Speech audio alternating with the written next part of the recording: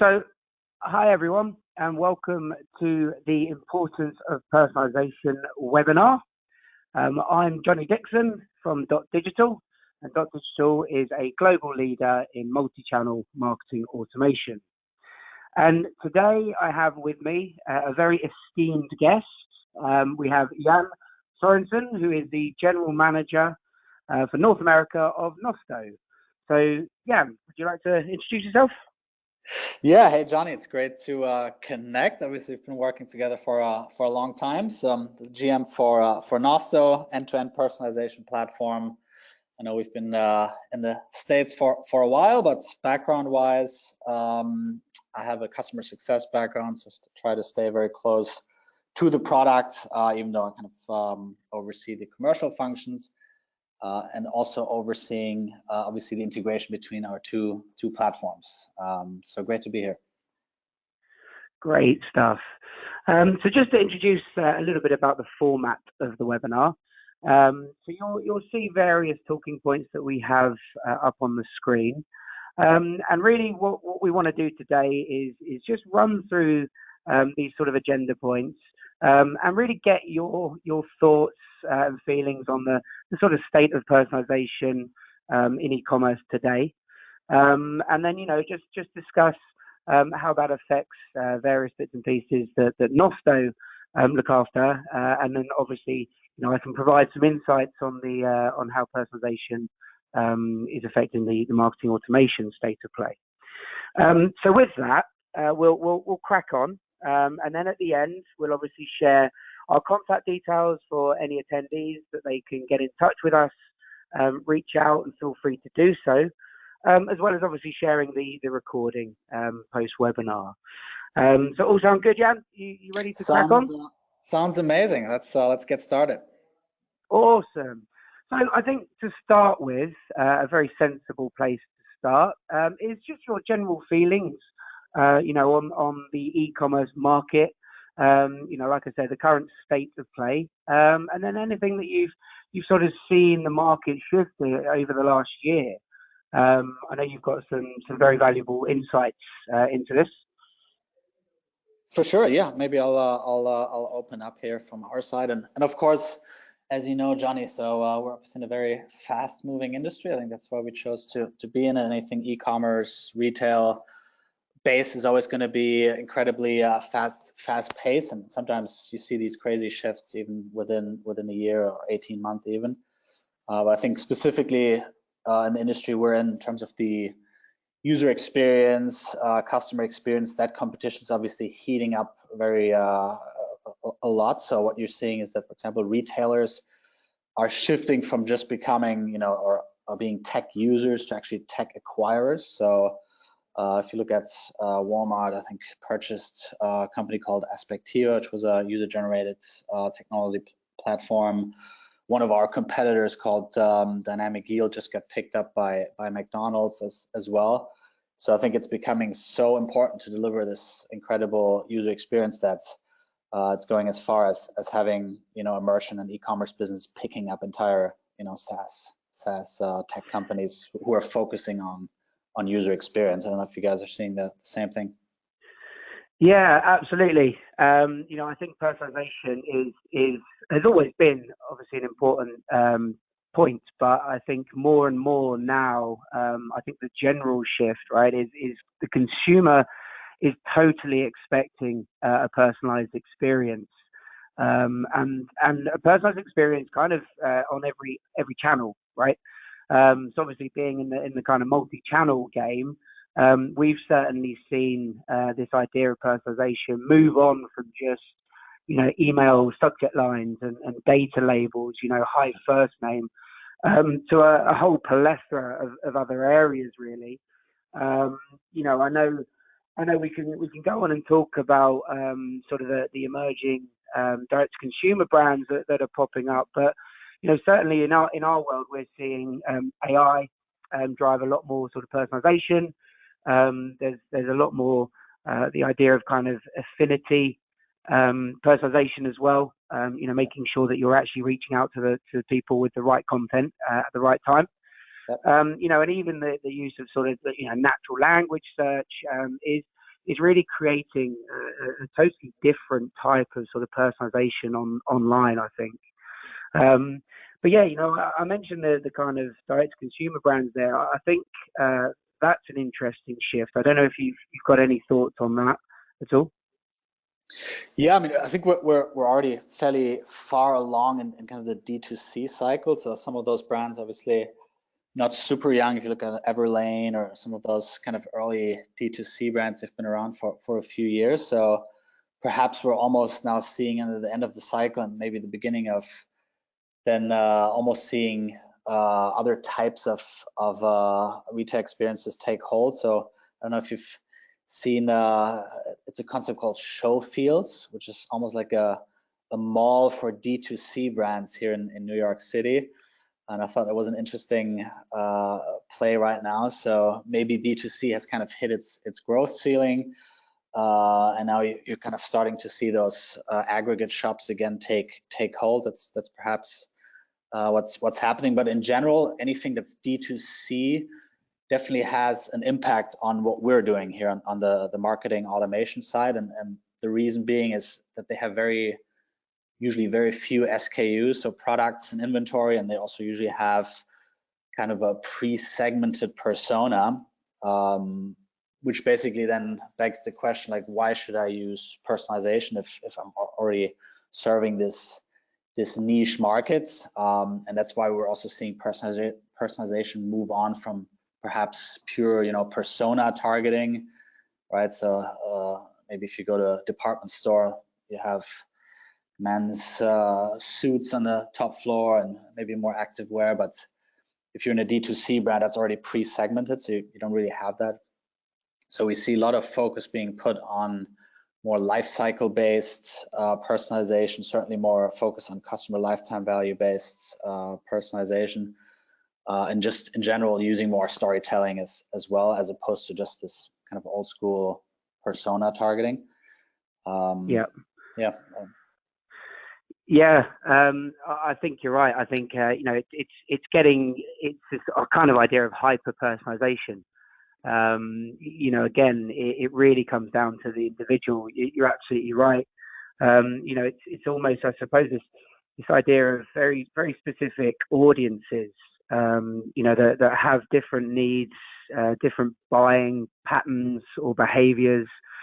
And I think, this is why, although it's interesting, you mentioned there, lower SKU count, is there so much of a need for personalization? But I suppose you can flip that right on its head and actually discuss that the idea is now it's even more important, because every human and every individual is totally different.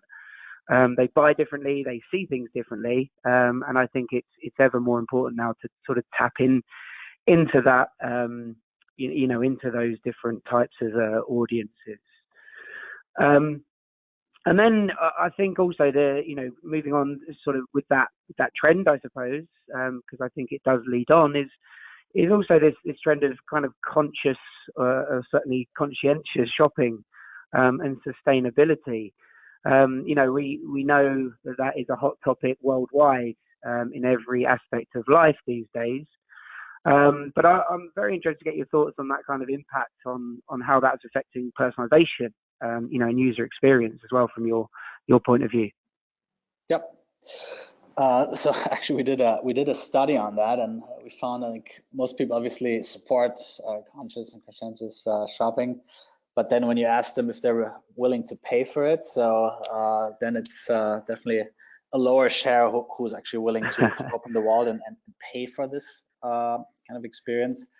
But what I do feel personalization does have a role to play here, in essentially not making sure that you shop more, but perhaps more selective and finding the exact right item that you then cherish a little bit more, as opposed to just buying ever more products. So I feel both the product recommendation engine can play a role in just making sure that you choose less but maybe higher quality products. But then also in terms of the storytelling, what we see now as well, personalization being used to target, for example, a new customer, and instead of kind of just showing what you have to offer on the product side, you'll show a lot of content around how the product is created, the production process, anything around it being obviously good for the environment and so on. So you start with the storytelling and then you move on to the commercial side. So we've seen Nosto also being leveraged in a way that it's more around storytelling as well, for sure. Yeah, and I think one of the things that kind of shocked me recently was also this idea of returns. And I mean, apparently the stats are quite staggering. I think they expect something like half a $1 trillion, in returns, and I think it's jumping up kind of every year.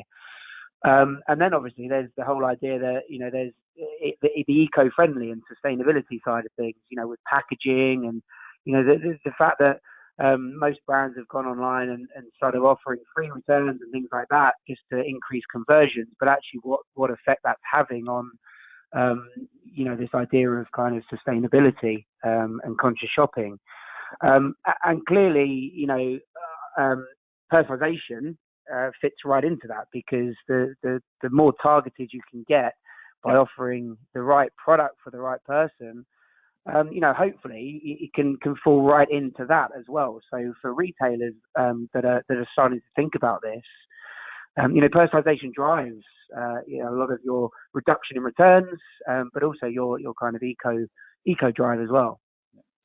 And maybe this is getting a little bit too technical, but I think what you're also seeing is that kind of personalization engines, product recommendation engines, anything that's inventory management, it's definitely taken into consideration return rates, almost like a signal. And if there's kind of a signal that products are coming back, you can obviously then suppress those products. So I think that kind of falls under this label of multi-goal optimization, right? You want to make sure that you optimize the entire shopping journey end to end, and then also past the purchase.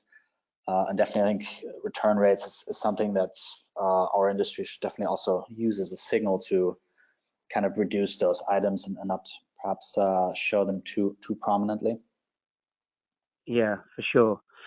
Yeah, it's interesting. I think there was a study, and about 44% of retailers actually say that their margins are affected by returns.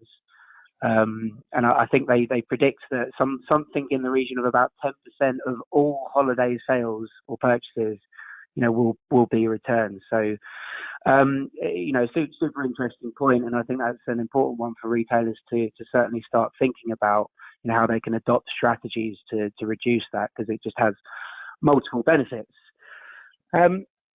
Cool. So then coming on to, I suppose some more of the nitty gritty, obviously with the audience that we have listening in, they'll be keen to learn some of the sort of successful personalization strategies that you've experienced.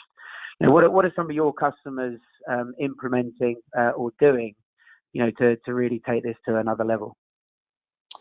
Yeah, so I think if you look at the Nosto customer base, in the past, it's always been around product recommendation. Let's do something that's one-to-one.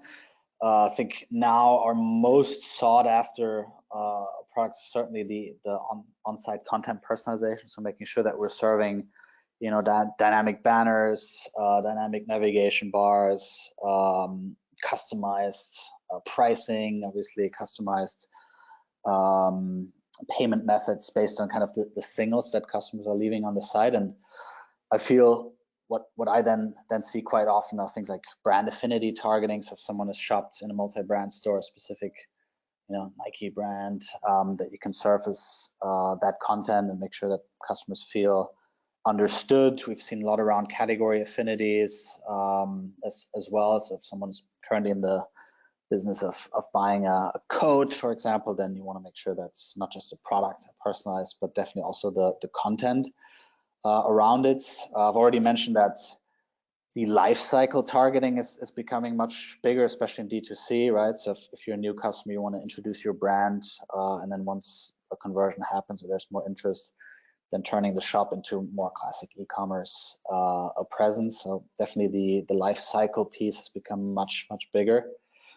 But what we then also see, and maybe something you see as well, the moment you talk about content personalization, then the question comes up, how do we generate all this content, right? So now we have the power to target, 20, 30, 40, 100 different segments, but I necessarily don't want to create dynamic content for those specific audiences.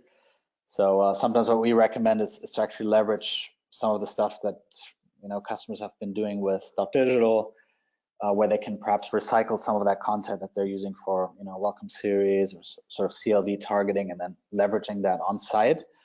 So I think that's been working pretty nicely, just to kind of reduce the overhead on content production, and then being perhaps fairly cautious with how many segments you create and how you engage them.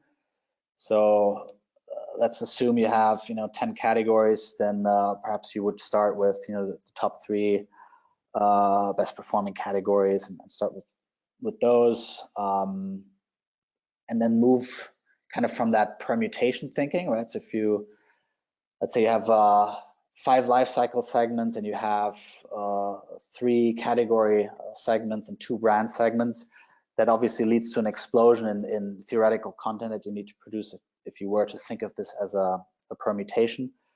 But if you kind of start dividing and assigning those goals to specific blocks on your website or in your email, then you can get away with those 3 pieces of content for the category and 3 for brand, and then you end up just having to produce maybe 10 pieces of additional content, and then having all these amazing permutations as well.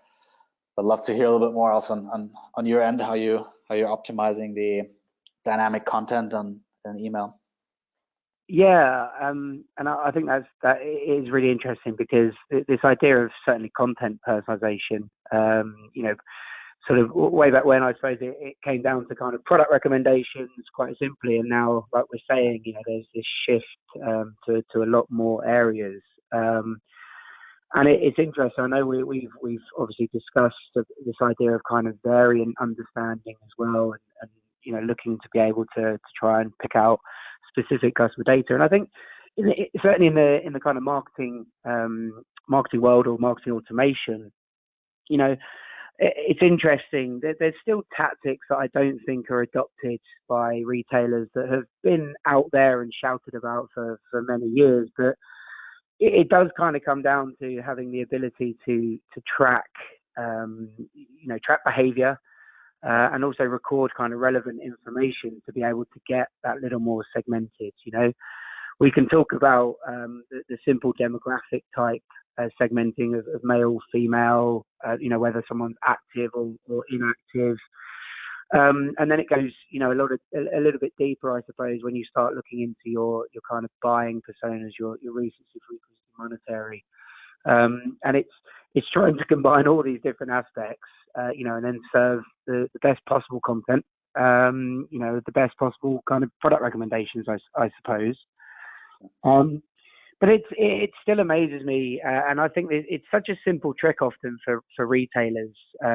Obviously, if they're using a platform that has the ability to, like Nosto would give, or Dotdigital, but there are others obviously out there as well. Things like cart abandonment or even the browser abandonment. We don't see a lot of personalization even within those 2 classic moneymakers.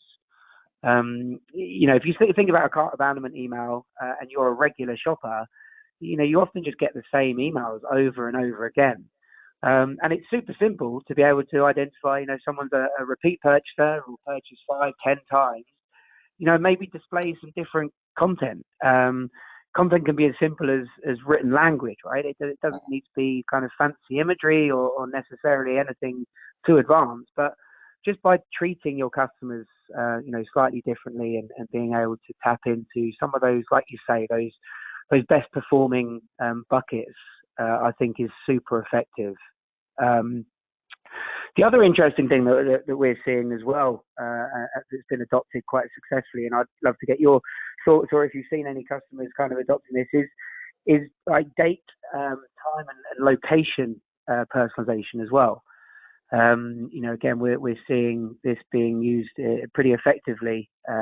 Certainly in a a country like North America, you know, tapping into the West Coast versus East Coast, or reacting to certain weather behaviors or locational events can be super effective. I don't know if you've got any thoughts on that. Yeah, for sure. I think geolocation is one of those signals that we actually use to kind of pre-personalize the shopping experience. And I think it's super important. If you don't have any track behavior yet, you don't have any page views, you don't have any conversions. So let's say if it's a net new client or customers coming to your website, so at least inferring the geolocation is actually a super important signal. And what we would do then show the products that are trending either in that city or in that state. So you're already getting at least some kind of segmentation going, and then obviously dragging and getting the customer into the site. So I think that's hugely important. But then also in terms of events that can be local, right? So we've had a few folks do, for example, the Canadian national holiday, and they started putting certain banners on the side that's been performing really nicely as well. Just that seems to work very nicely. And I think events and time of day, I mean, you know, in fashion you have sometimes, you know, there's campaigns like fast fashion, they run out of inventory within 24 hours on single SKUs. So just being able to just shift what's being shown on the website almost in real time is super important. And I think when I see some of the tools out there, you know, they'll show you what's been trending the last 30 days, or last 60 days, which won't do the trick, right? Especially if you see something trend within the day, you know, you have shifting trends. So definitely one of the use cases for NAS or any personalization solution for sure. Yeah, and that actually, I mean, almost perfectly kind of transitions us to this idea of personalization trends, what's to come. I mean, the example you just stated there is never more relevant than right now with Black Friday coming up. You know, and inventory just selling out, you know, the click of a finger kind of thing, being able to ensure that you've got the right engine powering, you know, products and recommendations and things like that, that isn't just going to lead to disappointment, right? Because I think unless you do have a good strategy or a good technology in place to be able to manage this for you, you know, you are at the risk of literally upsetting your customers if they go to products that they can't buy or that's out of stock. You know, it just leads to a bad customer experience, which we all know can lose the customer for life. Potentially, that is the ultimate risk, I suppose. But you know, I'd love to hear your thoughts on kind of where these personalization trends, you know, what you're seeing and what's to come. You know, both in the market and what you're seeing retailers do, but also, you know, you're obviously managing or general manager at Nosto, one of the leading personalization platforms. So, you know, what exciting stuff can you see coming within your platform or just within the industry? Yeah, for sure. And maybe one of those points actually goes back to just essentially highlighting the right products at the right time, and obviously fully personalized. So one of the things that we're seeing take hold now, if we talk about product recommendations, is a much better understanding of the variants, right? Talking about size, talking about color, just essentially having an understanding of child product affinities. And you see that application anywhere, right? So if it's fashion, you want to obviously recommend the right size. If it's, let's say, beauty, you want to make sure that it's the right variant based on your skin complexion. So I think there's a big trend towards making sure you're not just showing the right, you know, parent product, and it's maybe a little bit nerdy here, but then also going down to variant level personalization. So I think that's been fairly huge. And kind of powering that and just powering better recommendations. A lot of work being done around image recognition, because the data that we're getting, and I'm sure it's the same for you, we're working off of the same product feed. The product metadata is fairly dirty that we're getting. It's kind of manually merchandised often. So using the metadata, using the product descriptions from our customer base is actually sometimes hurting the performance of product recommendation, content personalization as well. So field image recognition can just use the image and then create the metadata essentially on its own. And then we can be much more specific around, surfacing, for example, a product bundle when we're talking about fashion as an example, or we can make it easier to shop different styles as well. So there's a lot of work being done around that. I also see quite a bit of work around being not just e-commerce focused, but then also starting with specific vertical experiences. So one of the things that we're looking at right now is helping our beauty and health clients allow the ability to kind of surface a replenishable product at the right time. Let's say if you're buying some kind of face cream, you make sure it appears again at the right time, essentially when you're running out. And you want to do that without any structural data. So let's say if it's a product that might run out in 30 days for you, but someone else in 60 days, someone else in 90 days, then we should, as a AI machine learning platform, obviously understand that and make sure that we can surface it at the right time. So there's a lot of work being done around just getting much more detailed and granular on the product recommendations. But then also a lot of work on kind of content personalization. And I think here you've already mentioned like the predictive segments in a way. So the current status quo is there's, analysts will go in and create their own segments and then see what the performance is and then perhaps create specific experiences for those segments and test them. So you have a fairly long cycle from discovering the segment and then actioning it and then seeing the performance. So I feel again our platforms are here to kind of help, and one of the things we're seeing is called opportunity surfacing, where valuable clusters of segments are being surfaced, and then you can just action them right away, as opposed to having the data scientists create those segments on their own. So a lot of work around that, and I think perhaps if I speak to our client base, one of the requests we're seeing quite often now is like the CDP narrative, like should I use a CDP, a customer data platform, or not?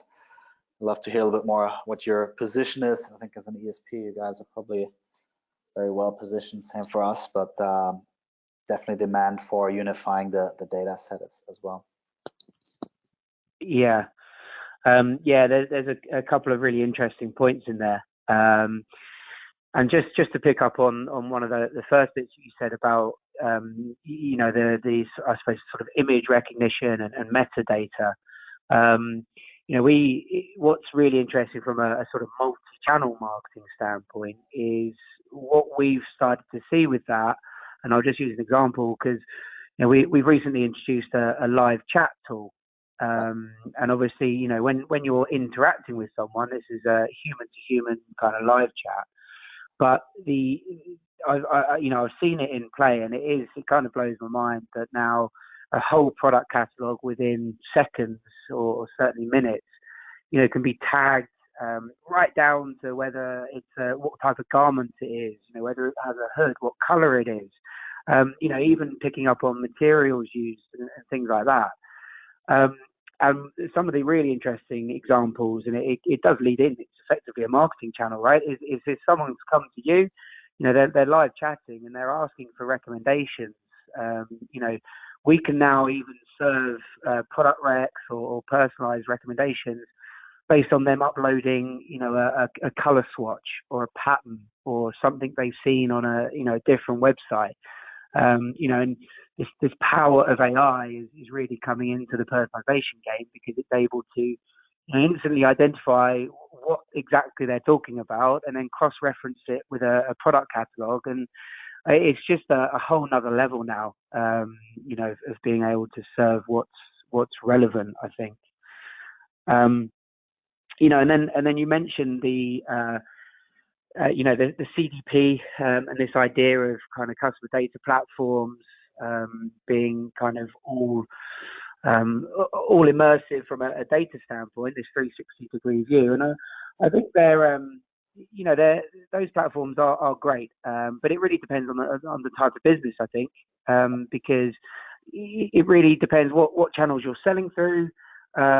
You know, how many different kind of sections of your business there is, because like you say, a pure play health and beauty retailer, you know, may not need to go down the customer data platform route, because combining a platform, you know, like ourselves and Nosto, for example, can actually drive a lot of that individualized personalization alone. I think it's when you start adding in other, you know, other channels or departments, or you know, you've got different sort of brands and things like that starts becoming relevant. I don't know whether you kind of agree with that sentiment.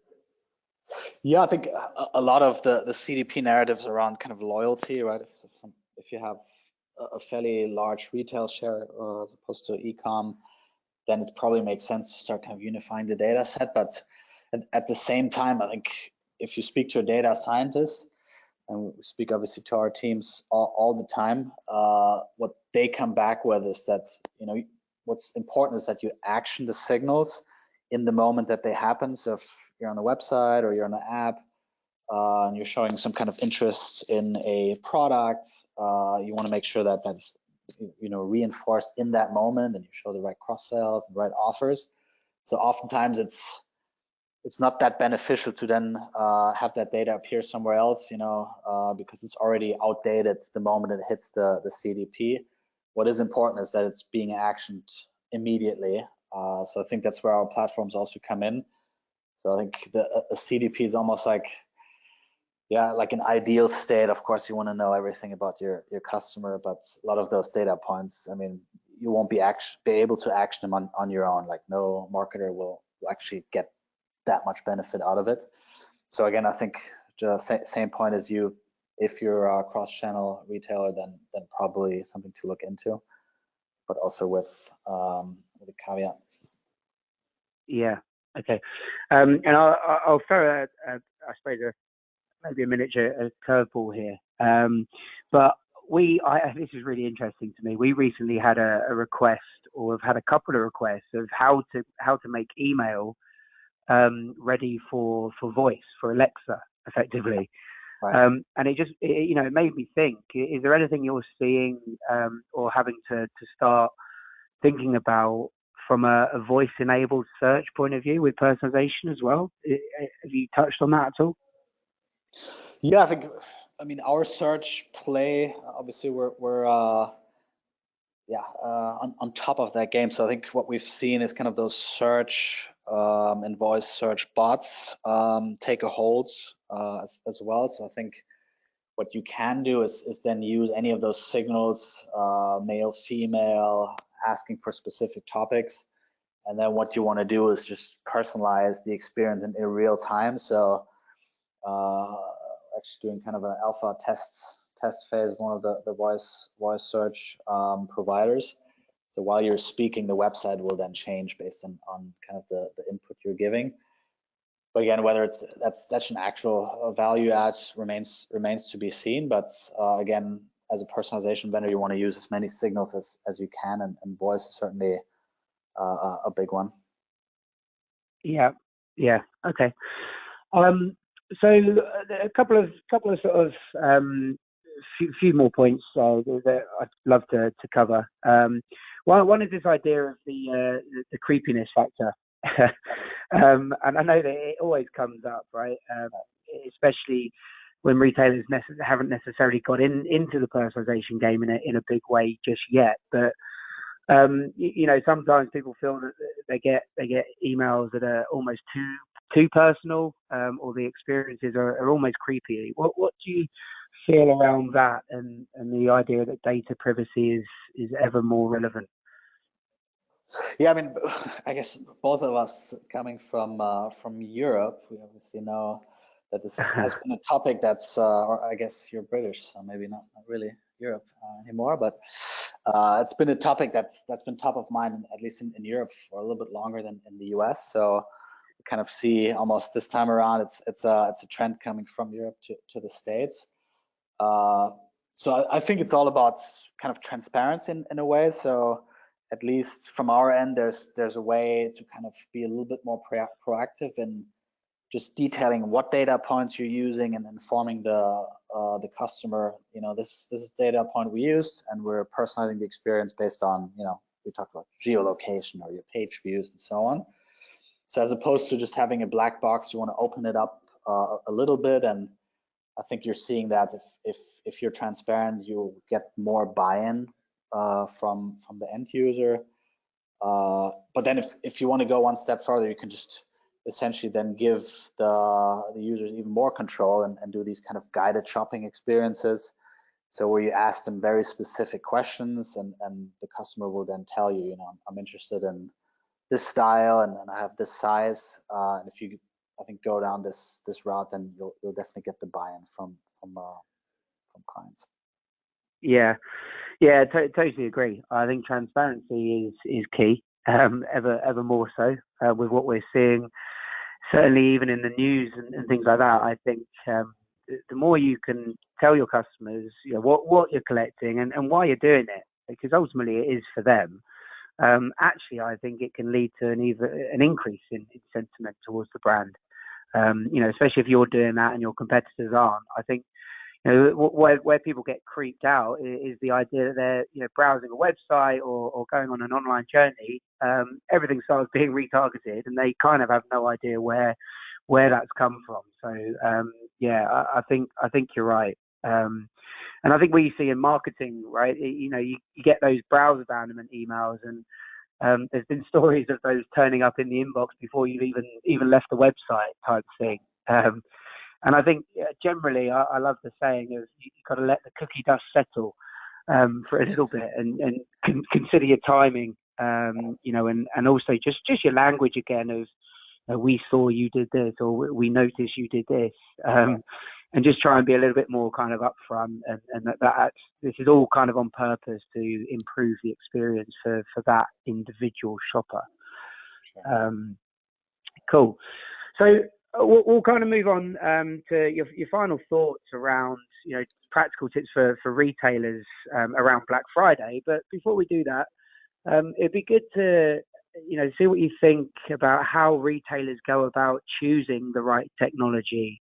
How do they identify whether a Nosto is the perfect solution for them? And then maybe also how they identify whether it's going to fit within their current stack or their existing ecosystem. Yeah, you've already mentioned like the concept of these stacks, certainly marketing stacks. If you analyze D2C brands, or you analyze perhaps a B2B brand in comparison, you always find that they almost use the same technology stack, and it's probably for a good reason, because those technologies obviously integrate, and they're mostly non-competitive, so definitely complementary technologies. But it really depends kind of are you D2C brands, what stage in the market entry. But I feel definitely what you want to ask is, what was the initial core competency of that technology? So obviously you guys initially was email, for us initially product recommendations. So that's always kind of allows you to see what the vendor's actually core competency is. But definitely then the integrations, that's huge. We've just talked about the CDP narrative, and if you want to get away from these, let's call them all-in-one marketing clouds, then you need to find technologies that are the best at what they do, but then they need to be open enough. So that obviously could be one-click integrations, like for example between Nosto and Dotdigital, or just an open API library. And I think you should then cover both as well. What's your take? Yeah, it's super interesting.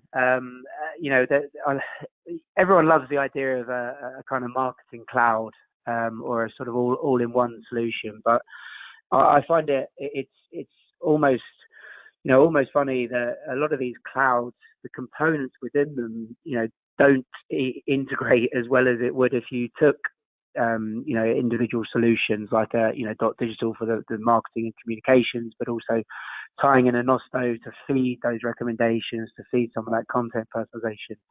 So yeah, and I think with retailers, the most important thing really is to look at those integration points, and start looking at best of breed platforms, but best of breed platforms that work together, because it's just going to save a ton of cost down the line. And also, if you're really looking at introducing new technology, you're doing it for a reason. You're doing it because you want to see an uplift. And if you can get them all talking to each other from day one, from the point of choosing them, then instantly you can start feeding. Everything feeds each other. So I just mentioned there, your recommendations feed email communications. There are other platforms out there that the likes of Yotpo, the ecosystem that can do reviews, and that feeds again email campaigns that then lead back to recommendations based on what someone's reviews. So I think that's super important to think about in this day and age. Is best of breed, not necessarily a marketing cloud, but ones that obviously talk to each other and can complement each other. I think one additional point, which was actually something that's not even beneficial to highlight here for us, but the topic of vendor lock-in. So if you're an e-commerce merchant and you buy 5 pieces of technologies as opposed to one, it's just much easier to rip it out again, as opposed to having this all or nothing approach. So we're seeing that with these big platforms. Obviously, they're designed to kind of lock you in. But if you choose like more nimble best of breed, it's so much easier to just take something that's not relevant anymore for you and just drop it by the wayside. Yeah, and I suppose that falls into the whole topic of headless commerce, which right. Is a bit of a bombshell to drop at the end, because that's probably deserves a whole other webinar. But this idea of a decoupled kind of back end and front end, we're seeing that trend more and more. Even the e-commerce platforms are jumping on board of it. So you're absolutely right. I think if you buy into a one solution that says it does all, it's actually a potential headache down the line. Awesome. So I suppose just to wind things up, we have Black Friday in a couple of weeks. I think it's the 28th this year. And with everything that goes along with that, are there maybe just one or two tips that you would say to retailers to try and focus on, or what can they do in the next sort of 2 weeks just to get something prepared to maximize on the opportunity? Sure. I think at this point you should be obviously prepared with your pricing strategy and ad strategy and so on. So those might be just suggestions that are quick wins. So definitely start with behavioral pop-ups. I know it's a classic evergreen, but if you're not using them, at least during Black Friday, Cyber Monday, it's definitely a lost and wasted opportunity. So it could be targeting someone based, if they're first-time customers to the site, first-time visitors. Could be based on UTM parameters, geolocation. Even if they're coming from email, you might be able to speak to them in a unique way. And a pop-up, even though it's essentially it's just a different format than showing a banner, but it does seem to just work differently on shopping behavior. So that's definitely something that we're still recommending, and it still does the trick. I mean, the next one might be a little bit against what you just spoke about, like the triggered email. So at least when it comes to our client base, we sometimes recommend them to kind of reduce the time, at least during Black Friday, Cyber Monday, when this folks are so overloaded with over bombarded with messages, just reducing the trigger time on specific messages. So if you don't catch the customer within a few moments, then you might lose the sale. So what you can do obviously with triggered emails is kind of reduce the time when they get sent out. Again, maybe that goes exactly against what you just recommended. So, yes, send more emails. That's what I say. Send more emails. And then of course, if you're using product recommendations, you can definitely make sure to showcase red prices. So there's ways to obviously make sure it's sale prices. You can set discount rules as well. So just be smart about it. And perhaps one last one we've seen, if you're coming from a Google Shopping or any other kind of comparison site, you can actually make sure that you show product recommendations on top of other content. This sounds maybe counterintuitive and might not look great, but just to highlight that you have, amazing products and you have alternative and complementary items as well. You want to keep the folks on the side. So actually injecting them on the top of the content, whether it's PDP, cart, or homepage as well, has been shown to work, at least for our customer base. Nice. And I think, awesome tips for retailers. And I think just kind of generally what we've spoken about, personalization, ultimately, looking at email, I think personalized content, they say it's about a 41% on average higher click-through rate. So all of these tactics of, the segmentation, looking at what data you have available, tailoring the content, but also the product recommendations, obviously it really does make a difference to the end results and the revenue that you'll gain. You mentioned the kind of pop-ups and behavioral stuff as well. I think this is a period of time where new customer acquisition, we see customers gain a significant portion of their overall yearly, new customer acquisition within this period.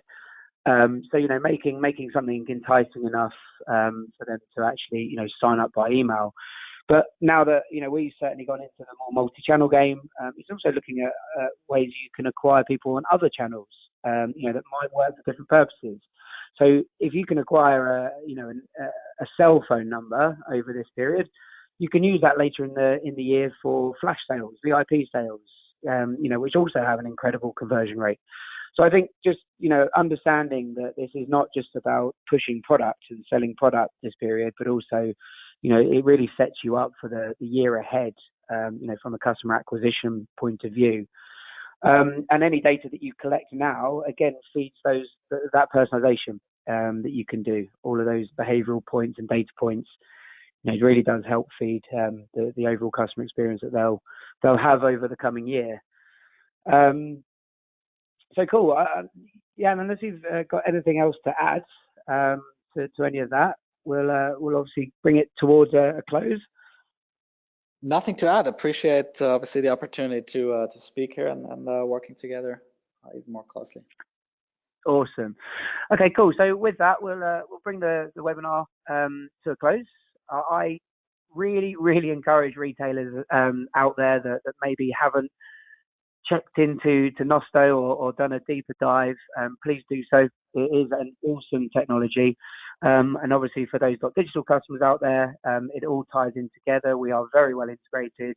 But even for those customers that aren't Dotdigital customers, go check it out because it will power a boost in revenue without a shadow of a doubt. So with that, there should be a slide that gives you our contact details. And please feel free to contact myself or Jan with any questions, any feedback. And apart from that, enjoy your week, enjoy your Black Friday, and we wish success upon all of you. Thank you very much for listening.